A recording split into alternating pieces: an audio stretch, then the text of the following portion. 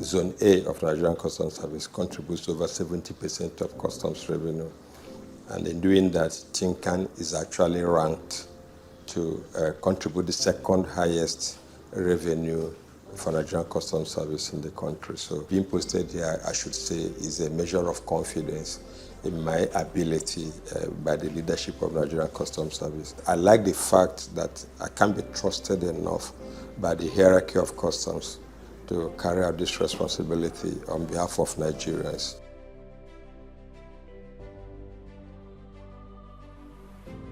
In Seven, before I left, we were able to surpass our target by 120%.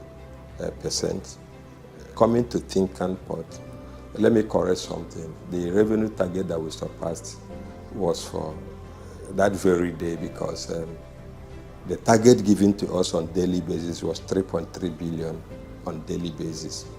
But for that particular day, we collected 5.2 billion.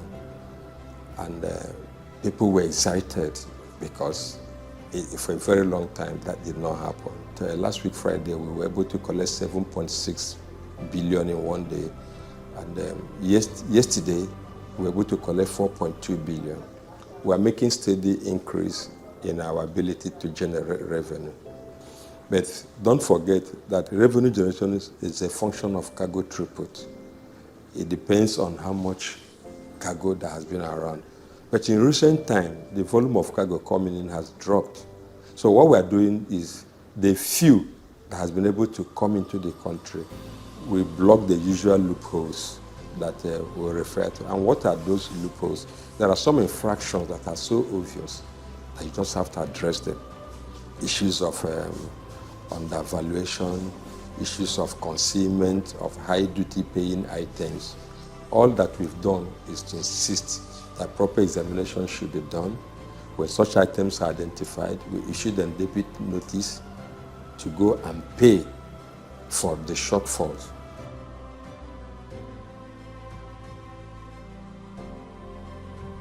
Upon resumption here, I went around and I found that the old issues that we were tackling hitherto, people resuming for work within the maritime system by 10 o'clock, 11 o'clock, was still subsisting.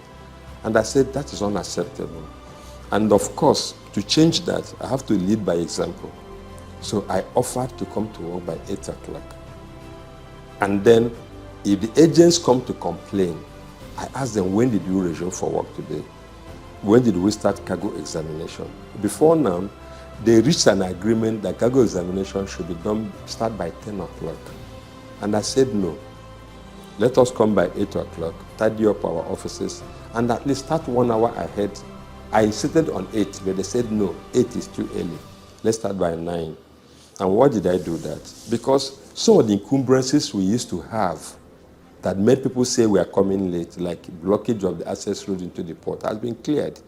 To a very great extent, it's not 100%, but we've achieved at least 70% free movement within the port corridor, at least from the Jora end. So which other excuse do you have for coming to work late? And in saying this, I'm not just blaming the agents. Everybody in the maritime sector was doing it, at least within the port. They felt it was just normal to come by 10 o'clock. And it's because it's a supply chain. If one unit, maybe a food seller comes by 8, and those that will buy the food didn't come, or if customs come by 8, and the agents come by 10, or agents come by 8, and customs come by 8, it becomes an issue. So we addressed that. The another thing we also did was to build the confidence of the importers too, who value their time, particularly those who import homogeneous products. Hitherto, somebody will import like 50 containers on the same bill of lading, and they're homogeneous. Maybe you have imported camera. They're all cameras of the same size, the same make, the same quality, the same quantity, the same value. And you insist on examining the entire 50 containers. And then you don't release one until you examine the entire 50.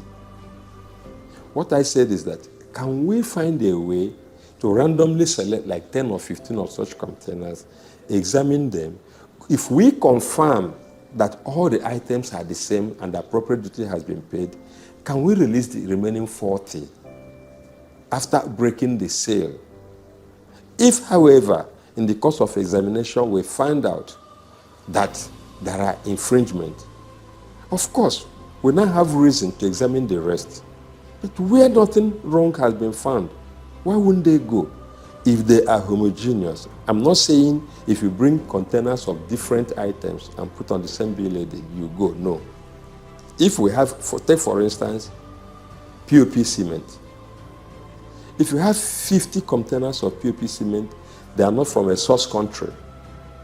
They are from a country where we know that there will be no drug issues, there will be no arms issues, and we randomly select, not that the owner will decide for us which ones to examine.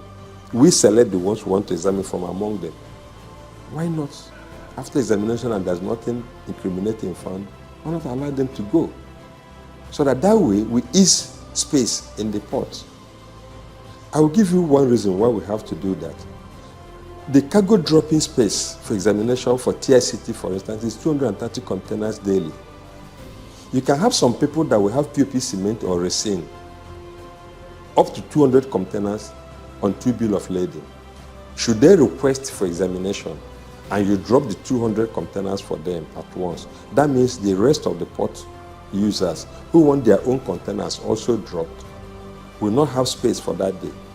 Should you also say, okay, I'm not going to drop your 200 containers, I'm dropping 30 for today to give room for others. It means the man has to wait for you for about 10 days when you have spread the number of containers he has before he can go.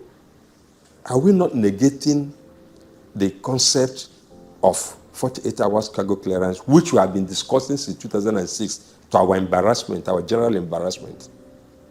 Can't we achieve less than 48 hours cargo clearance through some of these processes? Again, we also introduced Saturday and Sunday operation. I said people should come to work for examination on Saturdays and Sundays, just to also assist in easing up the system.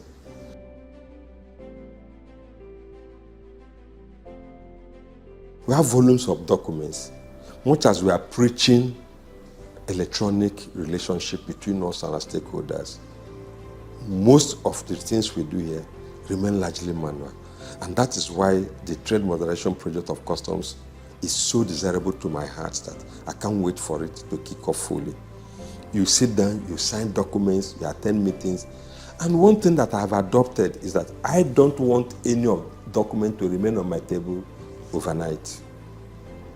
Anything that comes to my table must be signed and delivered out of my table before I go home. That is one thing I'm doing. And I'm also here to listen to complaints from stakeholders. Don't forget, when I was in enforcement, we break bulk at any point in time. What do I mean by that? Ships can come 2 a.m. You must board the vessel. A vessel can say, oh, I have finished loading outward. You must board that vessel. Somebody may load his container and want to go and wants to exit the gate. You must exit that person. So we're always around at enforcement. Then I ask myself, if I can discharge containers 24 hours in the port, why can't I also deliver containers out of the port 24 hours? And that is why I have chosen to gradually experiment with the idea of us operating here 24 hours, starting by the number of hours I'm already spending in the office. TICT is positioning containers. They've already adopted the concept. If TICT is doing it, another terminal is doing it. Other terminals who are in competition with them must adopt it. They don't have a choice. Otherwise, they lose customers. So let me start with those who are willing to embrace the reform. The MD MPA invited us for a meeting, stakeholders comprising customs, security agencies, and freight forwarders, shipping companies, terminal operators. And at that meeting, I posed this same question. I said, if we can discharge containers into the port 24 hours, why can't we operate 24 hours cargo delivery from our ports? And I let the MDMPA know that there are encumbrances to this based on the experience I'm having right now. We need light, we need security, we need access road that is good. And he also admitted that there is need for us to do what I've suggested. I also reminded him that we need banks to work. There are people that have told me, banks don't work weekends. Banks don't work Saturday and Sunday. And I asked them, at the airport, when you want to buy ticket to travel on Saturday, don't you pay to the banks? When you want to travel on Sunday, don't you pay? If you go to the airport and you want to buy ticket by 9 p.m. and there's flight, don't you buy the ticket? Bringing it further close, at the international airport, don't flights arrive by 2 a.m. and officers will clear them. And if you want to pay duty, you rush into any other bank and pay. I worked at the airport when I was a much younger officer. So if we can achieve that in those environments, who says we can't do it here? The idea of saying you can't work, even on Saturdays. Why can't you come to work on Saturday to work? If I refer forward, this habit of devoting Saturdays for Owambe should stop. Let those in other sectors do that. But for those of us that operate 24 hours here in the port, because of discharge of cargo, we must discharge the concept of Owambe in our ports. People should come to work Saturdays, Sundays.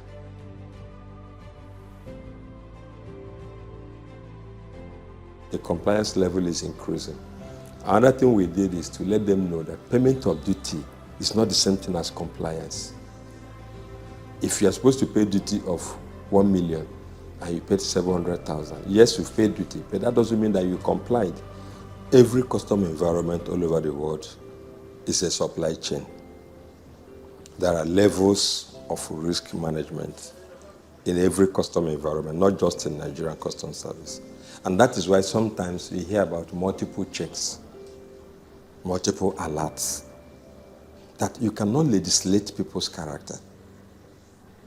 Nobody is saying that 100% everybody in the port industry is innocent. If we claim that they are innocent, then there's no need for me to be here. I am here because I have to checkmate some people. There is a zonal office to also checkmate me. There is federal operations to checkmate me.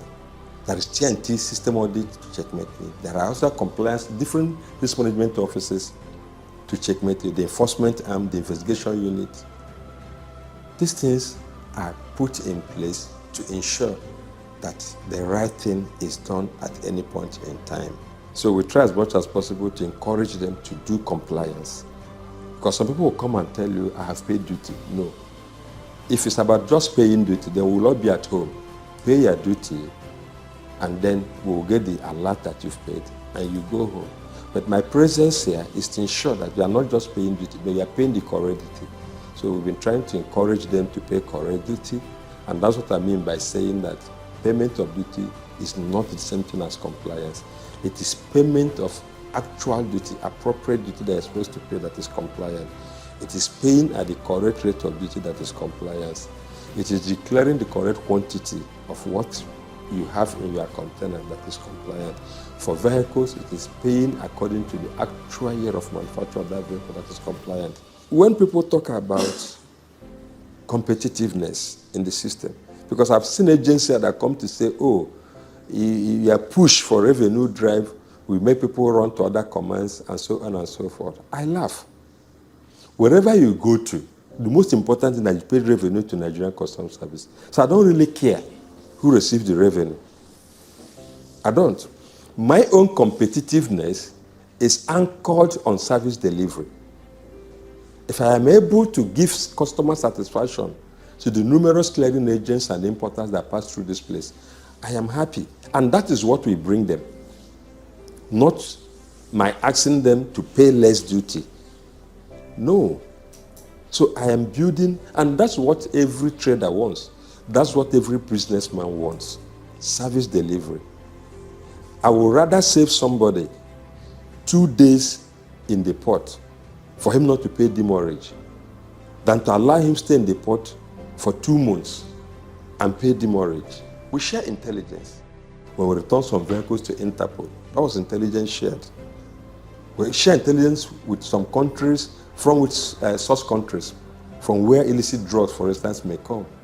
Sometimes they call us and tell us that, look, we suspect this particular container. What do you have to do? And we intercept such. You all hear when we seized 3 containers of arms. That was intelligence shared. 2 were shared. 1 was based on our own local intelligence. In fact, because I have already seized 2, I started looking out for other ones, and one that I stumbled on a document that had the same resemblance as the previous one that we seized. But then, I wouldn't have seized the 3rd one if we had not gotten intelligence for the first 2. But like I've always said, getting trade facilitation and compliance together is one of the greatest challenges of every custom administration, not just in Nigeria. How do you facilitate trade when you are insisting on compliance? Because there are a few people that may not want to comply, and it's not written on their faces. You want to check everything. And in doing that, you obliterate the movement of those who are complying. So it's always a difficult challenge for every custom administration to get trade facilitation alongside compliance. And that's when you see some level of protest. Just last week, some people were protesting that we have increased duty rates. We did not increase duty rate. Nigerian Customs Service did not increase duty rate. The only thing that increased was the exchange rate, which is beyond customs management. We're only reacting to monetary policy. And what is it? If you are importing container at the value of $10,000, it remains $10,000. If you are paying duty at 20%, it remains 20%. VAT remains 7.5%. Other charges remain the same. The only thing that changed is that hitherto you are paying duty at the rate of exchange rate of 420 naira per dollar. Now it is 770 naira per dollar. So you are $10,000 before would have been how much? 4.2 million exchange rate for you to pay. Now you are paying at 7.7. So there's nothing. It's not that we increased. But what people wanted was, okay, if I was paying duty of, let's say, 4 million naira before, even at 770 exchange rate, I still want to pay 4 million.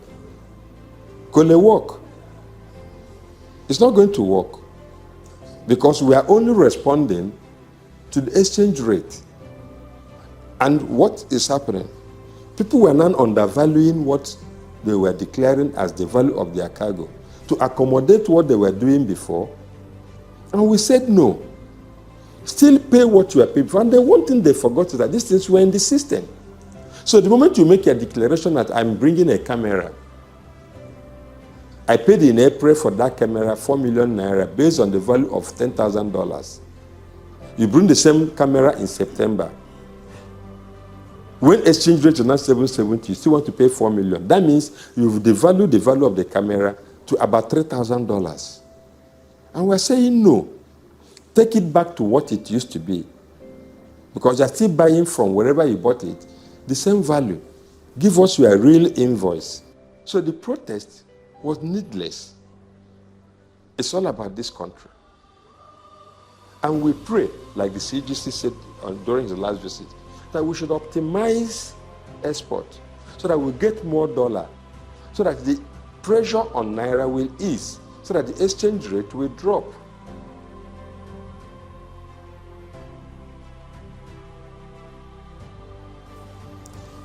Nigerians will always clamor for non-intrusive cargo examination, scanning.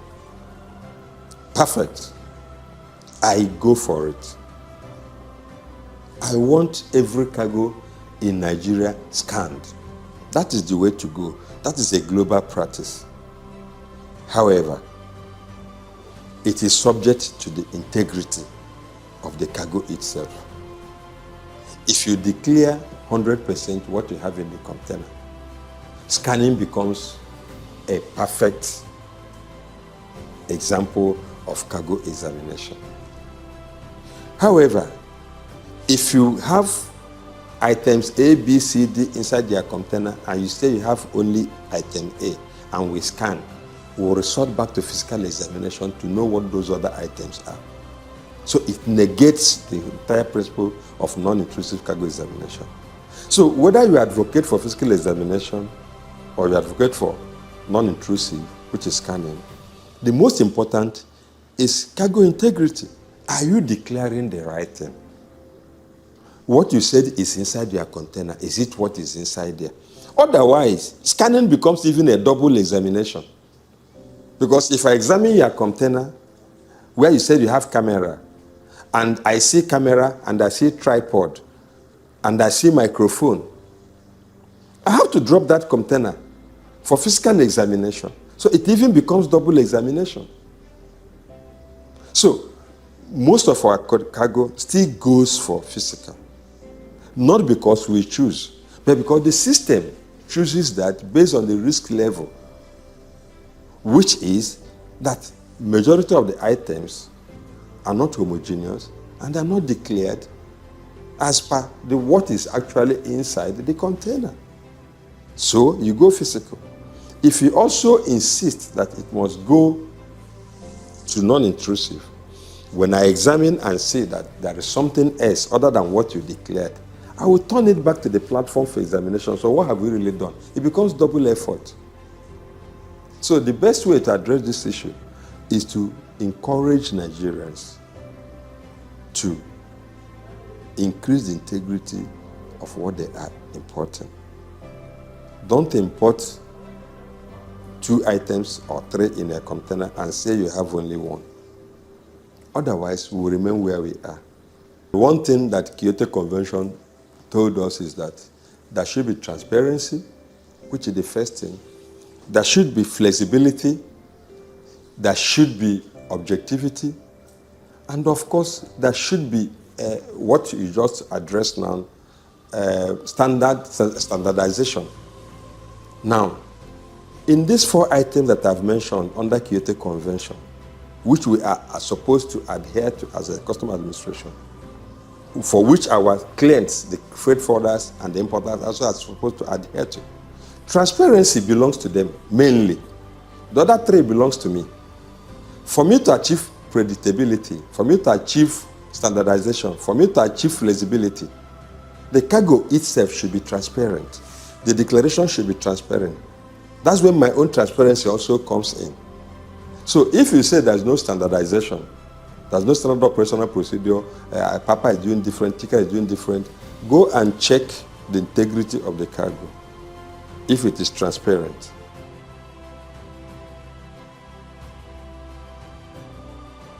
Are we prepared for African Continental Free Trade Agreement? I would say that we are prepared. The structure is already there.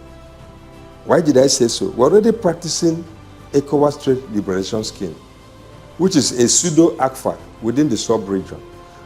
Other sub-regions in Africa, South Africa is already having, East Africa is having, East and South Africa is having one. Everybody, even within the French countries of West Africa, under the UMO, they're all regional trading blocks. For West Africa, the 23 countries of West Africa, we are already practicing ETLS, ECOWAS Trade Liberation Scheme, which says that you can trade within USS at 0 duty, isn't it? So the question is, have we maximized the gains of ETLS? At least you will start from 1 step before you go to 20 steps. Have we gotten it right under ETLS? I would say to some extent, but not to a large extent. And why did I say so? Trade within West Africa under ETLS is at about 10 to 12%. Within other African countries, other regional blocks, some are trading within as high as 30%, some as high as 40%, some as high as 20%. The list is 20% outside before ECOWAS, which is about 10 to 12%. So now, who is ECOWAS trade? Nigeria. Of over 350 million people in West Africa, Nigeria alone has a population of 210 million people. That means ECOWAS trade is actually trade about Nigeria. So if you ask me, I would say, well, we're a bit prepared. but not fully. And that is why I also say that we should improve on our infrastructure. The Seme Road that you refer to, is it optimized for trade, for ACFA? If you travel from Cotonou, which I did several times when I served in Seme, up to Aflawo border, you won't see any pothole. But from Agbara to Seme, how many potholes do you see? Though I still compliment the government for the effort they're making on that road. At least some of us know that about 3-4 years ago, that road was almost impossible to pass through. Now, it's only the region between Agbara and the Ibereko that is very bad, even though effort is being made to repair them. But the greater portion of that road is a bit okay. But that does not mean that it's as good as what we have across the border. So part of what we should be addressing for ACFA is infrastructure. Remember that I also said earlier in this interview something about lights, security. Well, we can say that there's security along that place, considering the number of checkpoints we have around there. But what about lights? What about other things? If I have my trailer across that road and there's a breakdown, do I have a facility that can fix it immediately for me? Do I have such? If I'm traveling and it is late in the night and I need to sleep, bed and breakfast, do I have facilities along that corridor that I can use? If somebody is sick, is there a medical emergency that can be provided for that person along that corridor? These are things that we need to address before ACFA. It's not just about addressing issues of trade. Our tariff is there already. It's sorted out. Our personnel have been trained.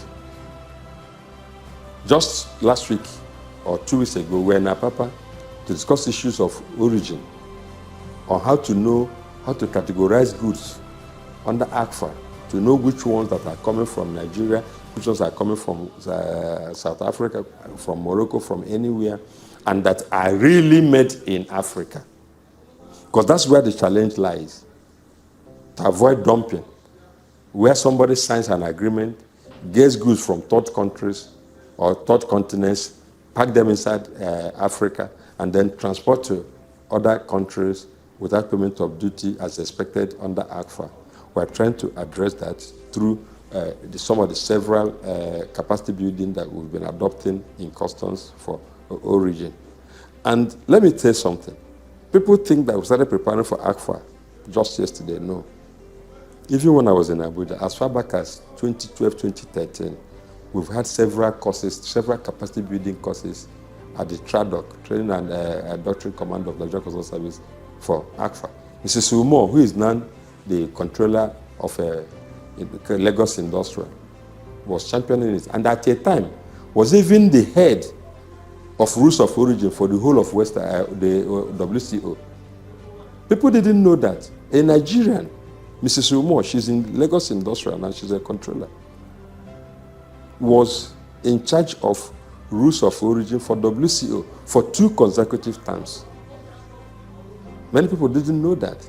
So that shows you the level of preparedness of Nigerian Customs Service. But then what we're asking for is for infrastructure to be developed to accommodate this trade. And why am I saying this? If a Nigerian manufacturer is going to compete with somebody from Morocco, for instance, on the production of wine or beverages, how do you do that? Have you seen wine from Morocco?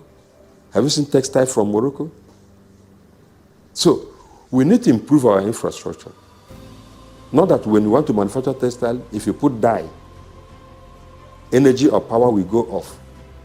The dye mixture will be disrupted, and that entire production line will be destroyed. Same thing with pharmaceuticals, same thing with wine, same thing with other items that we are going to produce, even beverages. So we need to improve on infrastructure, particularly energy, then our road infrastructure.